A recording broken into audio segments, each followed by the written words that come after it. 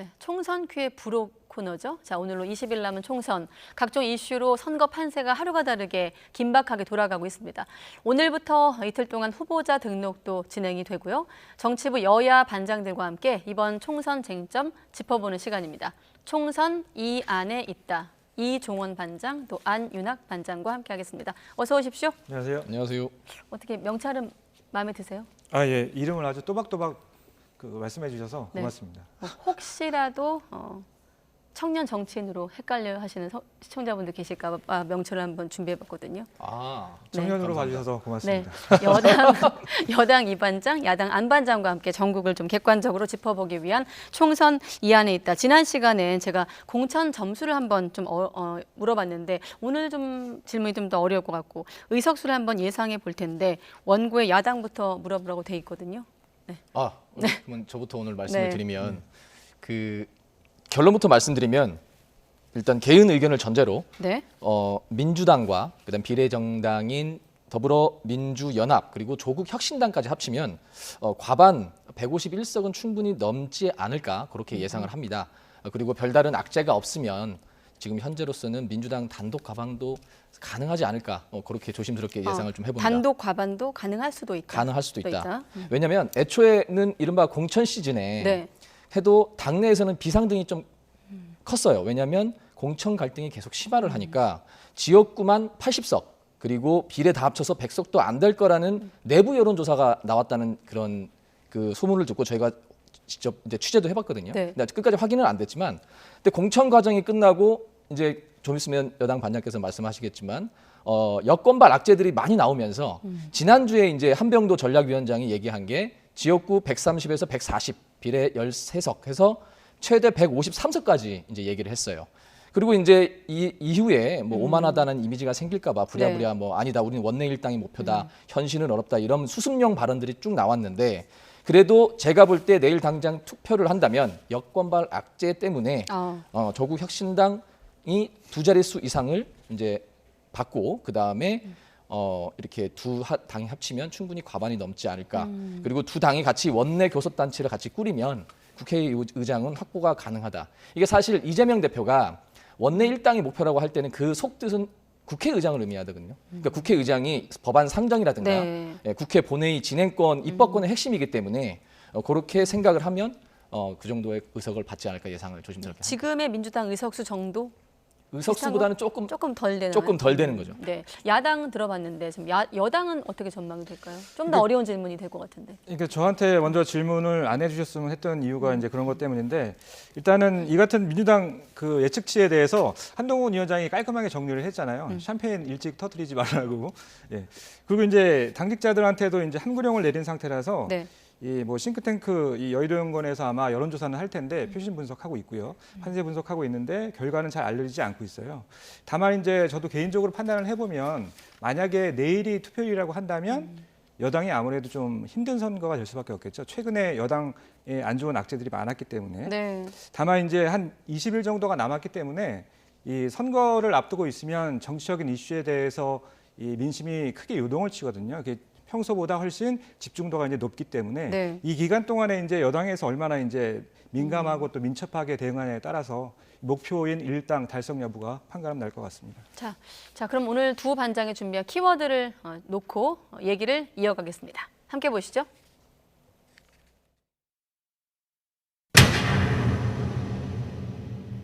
네, 악재 대 악재. 두 반장 모두 지금 당장 내일 선거를 한다면이란 전제로 지금 분석을 한번 판세를 해봤는데 그러기엔 양쪽 모두 악재가 있기 때문에 하나씩 들여다보겠습니다. 먼저 이를테면 용산발 리스크 또 여권의 어떤 악재, 선거 악재로 꼽힌 대목이 이제 이종섭 호주 대사 관련인데 귀국을 했거든요. 좀 이제 귀국을 했으니까 이 변수가 사라지는 겁니까? 아니면 계속 유지되는 겁니까? 아직 뭐 상황을 좀 지켜봐야 되는 네. 상황이고요. 일단은 뭐 귀국을 했기 때문에 당장 뭐 급반등하는 계기가 되지는 않을 것 같고 예. 일단은 뭐 많은 분들께서 궁금해하시는 부분이 이 정면 돌파 입장에서 용산에서 왜 갑자기 입장을 이렇게 선회를 했느냐 네. 그 부분을 많이 궁금해하시더라고요. 그래서 제가 많은 여권 관계자들 이야기를 좀 들어봤는데 가장 이제 와닿았던 말이 바로 이 대목이었거든요. 선거에는 장사 없다.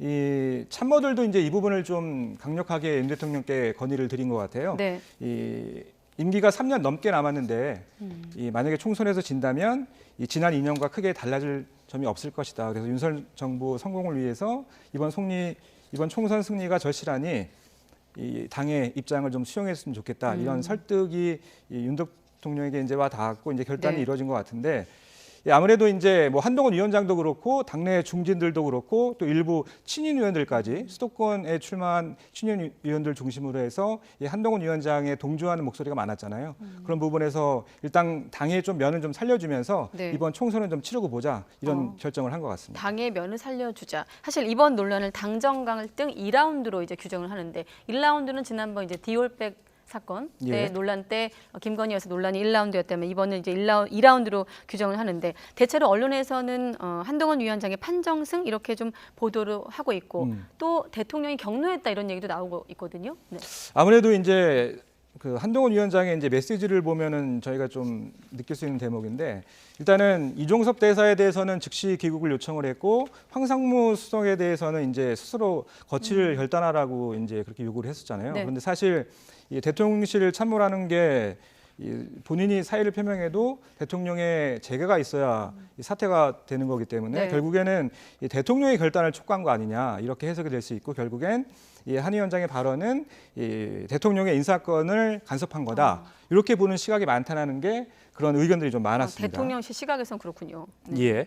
그리고 또 하나가 이제 이 대통령실 출신인 김은혜 후보라든지 또 이 친윤계로 꼽히는 이용 의원이 모두 다 이제 수도권에 출마했잖아요. 이런 분들이 이제 한 위원장과 이제 같은 목소리를 냈고 또 저희가 실명을 정확하게 거론하기는 좀 힘들지만 이 대통령실 출신이고 또 윤 대통령 측근이라고 알았던 분들이 이 선거 과정에서 이 한동훈 위원장에게 돌아선 거 아니냐 이런 시각도 좀 있다고 합니다. 사실 근데 공천 과정에서 쌓였던 좀 불만도 생각이 나고요. 네. 그렇죠. 이제 저희가 가장 크게 이제 짚는 포인트가 이 장해찬 전 청년 최고위원인데요. 이제 윤 대통령의 1호 참모 출신이라고 하잖아요. 네. 그 이유가 이제 재작년이겠네요. 검찰총장에서 물러나신 다음에 이 정치 입문하기 전에 언제 이제 일거수일투족이 그때 관심이었어요. 그러던 찰나에 이 장해찬 전 청년 최고위원이 사진 한 장을 올렸었는데 그때 이제 동행했던 모습을 이제 공개하기도 했었는데 그 네. 이후에 이제 뭐 참모로 중용이 됐고요. 근데 이 과정에서 이제 장해찬 전 최고위원이 결국엔 공천 취소가 됐고 그 이전에는 또 이 대구에서 공천을 받았던 도태우 후보 문제가 있었잖아요. 이런 분들이 이제 취소를 받는 과정에서 약간 일부 보수층들이 등을 돌린 거 아니냐 이런 그런 이 분석이 아마 결과가 용산에도 좀 보고가 됐던 것 같고 네. 저희가 취재로는 그렇습니다. 그리고 또 이 대통령실 입장에서는 이원모 전 비서관 문제도 있습니다. 사실은 이제 검찰 시절부터 윤 대통령의 좀 측근으로 알려져 있고요. 그런데 애초에는 이제 강남을로 공천을 신청했다가 네. 이제 용인갑으로 이동하는 과정에서 물론 이제 용인갑도 양지로 좀 알려져 있지만 이 떠밀려가는 그런 모양새가 됐거든요. 예. 이 과정에서도 좀 이 대통령실의 심기를 좀 불편한 게 아니냐 이런 분석이 있습니다. 근데 문제는 이 아직 진행 중이라는 거죠. 그래서 어저께 저는 이제 개인적으로 어제 한동훈 위원장의 발언을 되게 유심히 봤는데 네. 어제 발언을 먼저 듣고 오겠습니다. 수도권의 선택을 받지 않아서는 선거 승리란 있을 수 없습니다. 저희가 승리하지 못하면 대한민국은 정말 암울한 시기를 맞게 될 겁니다. 그래서 우리는 수도권의 민심에 더 민감하고 책임감 있게 반응해야 한다고 생각합니다. 손끝에 느껴지는 작은 온도까지도 무겁고 예민하게 받아들이고 거기에 그때그때 기민하게 반응해야 합니다. 최근에 있었던 여러분들이 실망하셨던 분들이 많으셨던 황상무 수석 문제라든가 이종섭 대사 문제 저희가 결국 오늘 다 해결됐다는 말씀을 드립니다. 예. 네, 잠깐만 속보를 전하고 다시 이종원 기자 얘기를 들을 텐데 대통령실 속보입니다. 자, 윤 대통령이 민생특보에 주기한 전 여당 광주시당 위원장에 임명했다라는 속보가 들었습니다. 비례 공천 논란의 어떤 당사자였죠. 24번을 받고 나서 사퇴했던 인물인데 주기한 전 광주시당 위원장을 임명했다. 대통령이 민생특보에 조금 다른 국면이 될 것 같은데 또 전국에 미칠 파장은 속보로 확인하기로 하고 아까 한동훈 위원장이 어제 이제 당시 오늘 다 해결됐다 이 말이 좀 눈에 띄긴 했습니다. 예, 그 굉장히 자신감이 느껴지는 발언이잖아요. 이 어려운 난제를 내가 해결했다 이렇게 들릴 수도 있고 네. 또 한편으로는 이 용산을 향한 메시지가 될 수도 있는데 좀 더 민심에 귀를 기울여 달라 이렇게 촉구하는 메시지성으로 사실 들렸거든요. 네.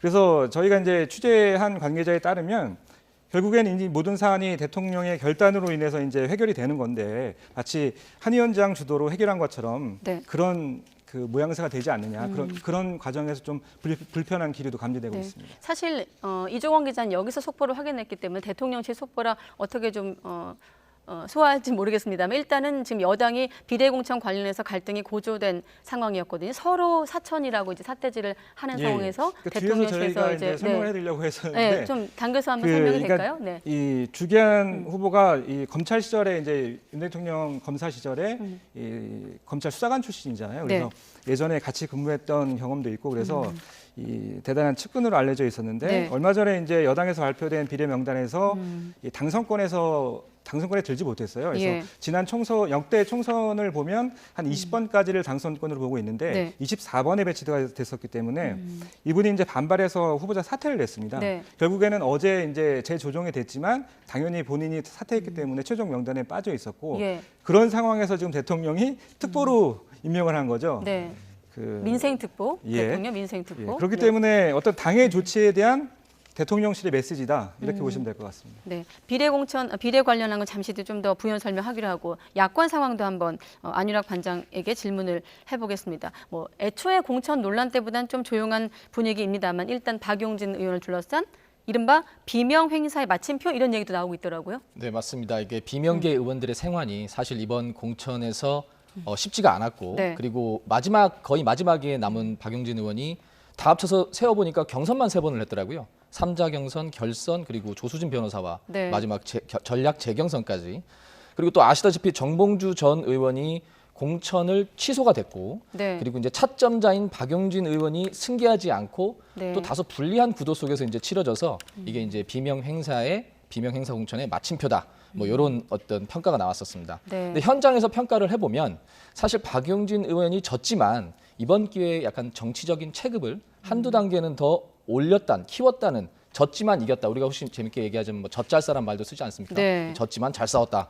뭐 이런 평가들이 나오고 있습니다. 그러니까 사실 정치권에서는 이게 성장 단계라는 게 있거든요. 네. 초선은 대변인, 뭐 원내 부대표단, 재선은 원내 수석, 그다음에 3선은 정책위의장, 원내대표, 그다음에 뭐 국회의장, 대권, 당권 이런 이제 성장 단계가 있는데 사실 박용진 의원 개인으로 보면 지금 재선인데 네. 대권도 도전하고 당권도 도전을 했단 말이에요. 그러니까 사실상 이게 월반을 하면서 이렇게 온 셈이에요. 게다가 이제 이재명 대표와 이제 전당대회에서 각도 세우고 네. 체포동의안 당시에도 쓴소리도 많이 하고 하면서 대표적인 비명계로 정치적인 입지를 이제 다져왔는데 네. 앞으로는 이제 비명계의 약간 구심점 지금은 좀 새가 좀 살짝 좀 없는 편인데 그쵸. 점점 이렇게 비명계 구심점으로 작용할 가능성도 있고 조금 멀리 보면 2년 뒤에 지방선거가 있는데 거기에 이제 서울시장 후보라든가 아니면 차차기 대선이라든가 네. 이런 데 이제 출마를 할 수도 있고 그러니까 사실 여당에 비해서 민주당이 대선 후보군이 지금 많이 없는 상황이긴 합니다. 네. 이재명 대표밖에 안 보이잖아요. 그러니까 대선 후보가 많지 않은 상황에서 어떻게 보면 민주당으로서는 졌지만 비록 네. 박용진 의원이 졌지만 나쁘지 않은 결과였다.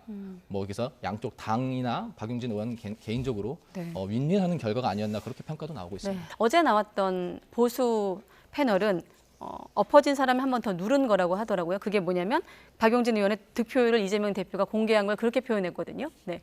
그래서 일각에서는 박용진 의원을 정말 이재명 대표가 많이 싫어하는 거 아닌가 뭐 이런 평가도 나오는데 네. 일단 이재명 대표의 그 아까 말씀하신 득표율 공개 네. 녹취 좀 듣고 오시겠습니다.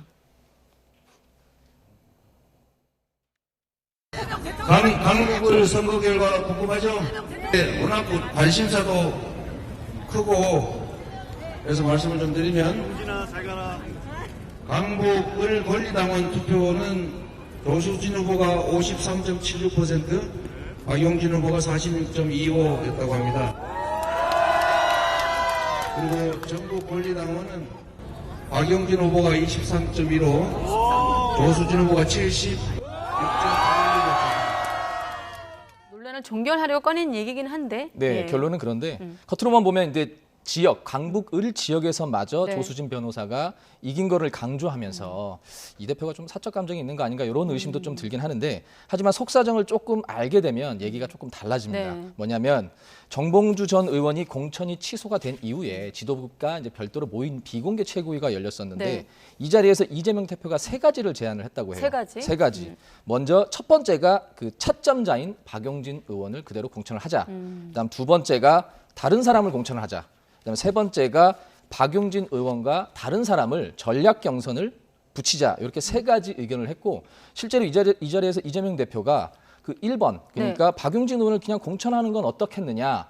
약간 제안하는 주장식으로 제안도 했다고 해요.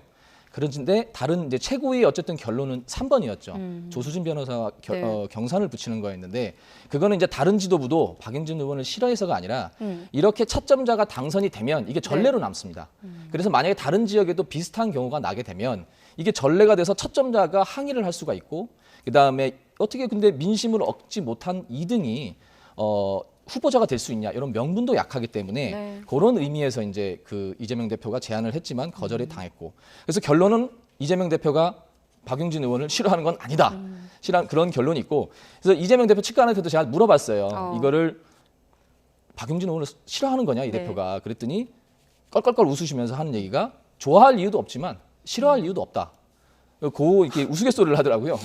그러니까 좋아할 이유도 없지만 싫어할 이유도 없다. 더 헷갈리는 거 아닙니까? 저도 좀 헷갈리긴 네. 하더라고요. 좋아하진 않는다는 좋아하진 않는다는 얘기죠. 그래서 그 어쨌든 이런 득표율을 공개한 이런 아까 의미는 어쨌든 논란을 종결짓자. 더 이상은 그러니까 박용진 의원만이 아니라 공천 잡음 자체를 조금 이제 논란을 네. 좀 수그러들게 하자. 뭐 그런 의미라고 볼 수 있겠습니다. 이제 이 얘기 끝내자고 했지만 뭐 더 이어질 것 같은 분위기긴 하고요. 네. 아무튼 월요일, 목요일 이렇게 총선 앞두고 두 국회 여야 반장과 함께하고 있습니다. 오늘 제시한 키워드 악재 대 악재 계속 이어갈 텐데 다시 여권 상황을 한번 예. 물어보겠습니다. 아까 주기현 전 위원장 이제 임명 속보와 함께 잠깐 언급을 했는데 예. 자 비례대표를 둘러싼 싸움의 본질 어떻게 봐야 하는지 좀 궁금하거든요.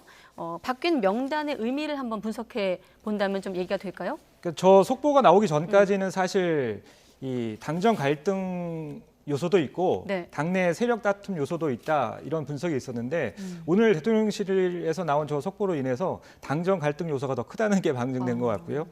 근데 아무튼 좀 설명을 해드리자면 이 사실은 대통령실이 이제 공천 과정에서 불만이 많았었다고 아까 이제 말씀을 드렸었잖아요. 네. 그래서 계속 이제 뭐 속된 말로 이제 참았던 이유는 비례대표 순번 조정이 있기 때문이었죠. 거기서는 좀 배려가 있지 않을까 내심 이런 기대감이 있었는데 네.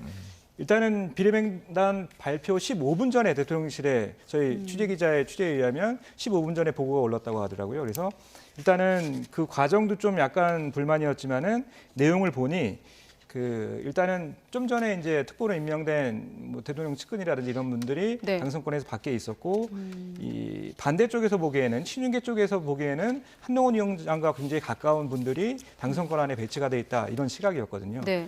그래서 당장 이제 어제 취준계 핵심인 이철규 의원이죠. 어제 기자회견을 본인이 자청을 했었고 무려 40분 동안 기자들 앞에서 이 설명을 했었습니다. 그래서 했던 얘기의 요점은 이제 비례공천 과정이 불투명했고 이 한동훈 위원장과 자신이 이제 고성을 주고받았다고 하는 보도가 있었는데 이게 외국 보도고 거기에 배우가 있다 이렇게 주장을 했습니다. 네. 여기에 대해서 아마 여기서 이제 배우로 지목한 게 장동혁 사무총장으로 이제 저희들은 내심 짐작을 하고 있는데 네. 장동혁 총장 같은 경우에는 뭐 반박은 하지 않았고 이 문제만 더 키울 뿐이라고 해서 이제 입장은 좀 자제하는 편이었었는데 사실 이 친윤계 입장에서 보면 이 한동훈 위원장도 그렇지만 장동혁 사무총장에 대한 불만이 지금 상당하거든요. 사실 사무총장이라고 하는 건 당에서 인사라든지 예산이라든지 네. 이런 살림살이를 총괄하는 자리이기 때문에 과거에는 이제 3선 정도의 어떤 중진들이 맡았었거든요. 근데 그 국민의힘 같은 경우에는 최근에 뭐 재선까지 내려가긴 했지만 뭐 이철규 의원도 사무총장 출신이고요. 예. 그 이제 한동훈 위원장이 취임하면서 이 초선에 장동영 의원을 깜짝 발탁한 거거든요. 깜짝 인사였기 때문에 그 자체가 좀 뉴스였던 상황이었고, 그런데 이번에 이제 총선 과정에서 사무총장이라는 것이 이 공천 과정의 실무를 총괄하는 역할이거든요. 그렇다 보니까 이 쥐락펴락하는 모습으로 좀 비춰질 수도 있었고, 네. 거기에 대한 좀 불만이 있었던 상황입니다. 네, 시간이 거의 다 돼서 안윤학 기자에게만 질문하고 반장에게 질문하고 마무리해야 될 것 같은데 준비한 질문 중에 하나 골라서 조국 혁신당 얘기로 마무리할까요? 예, 조국 네. 혁신당 뭐 관련해서 뭐 최근에 이제 그 조국 혁신당은 뭐 SNS에 민주당에 앞서는 비례 지지율 그걸 올리고 네. 그다음에 민주당은 아니다. 우린 조국 혁신당과는 상관없이 더불어민주연합에 좀 투표를 많이 달라 해서 서로 언뜻 보면 서로 싸우고 이제 경쟁하는 것 같지만 네. 사실 여론조사 결과만 놓고 보면 양측 모두 약간 시너지 효과가 있다. 어. 그래서 이게 사실 대선에 좀 비유할 수가 있을 것 같아요. 네. 그러니까 그 우리 이강연 앵커께서는 네. 대선 경선에서 많은 후보가 이제 쟁쟁한 후보가 나와서 경쟁하는 게 재밌을까요? 아니면은 한 명이 나와서 그냥 독주를 하는 게 좀 재밌을까요? 네, 경쟁하는 게 흥미롭겠죠. 그렇죠. 아무래도 예. 이제 경쟁하는 게 재밌는데 네. 그런 의미에서 민주당보다는 조국 혁신당과 같이 둘이 싸우면서 이렇게 하면서 중도층이라든가 무당층이라든가 아직 마음의 결정을 못한 투표층을 네. 흡수하는 약간 효과가 있거든요. 그래서 이재명 대표 최측근한테 물어봤을 때도 네. 이게 이제 국민들은 서로 이제 서로 누가 못하나 경쟁보다는 누가 더 잘하나 경쟁을 보고 싶은데 그게 이제 민주당과 조국 혁신당이 서로 시너지, 서로 경쟁하면서 그런 모습을 보여서 양측 다 지지율이 상승하는 거 아니냐, 뭐 그런 평가를 내리고 보완제 역할을 하고 역할을 있다. 한다. 자, 그러면 짧게 지민 비조에서 지금 비조 재민으로 흐름이 좀 바뀌고 있다는 분석도 있는데 근데 어떻습니까? 예, 객관적으로 보면 지민 비조나 비민 뭐 그거나 네, 비조 비조 재민, 헷갈려요. 비조 재민. 네. 예, 반장도도 헷갈려요. 근데 이 말이 두 뜻이 이걸 갖고 누가 앞서냐 마느냐 이거 놓고 싸우는 거 그 자체가 네. 되게 흥미진진하고 재밌고 그리고 그 워딩을 유권자층에서는 쏙쏙 이제 들어올 수 있는 그래서 오히려 곱하기 2의 효과가 있는 거 아닌가 뭐 그런 당내 평가들이 좀 많은 편입니다. 곱하기 2까지 듣겠습니다. 또 두 기자와는 다음 주 월요일도 예고돼 있으니까 총선 이 안에 있다 또 기대해 보시기 바랍니다. 이종원 반장, 안윤학 반장 이 안에 있다 함께 진행했습니다. 수고했습니다. 고맙습니다. 감사합니다.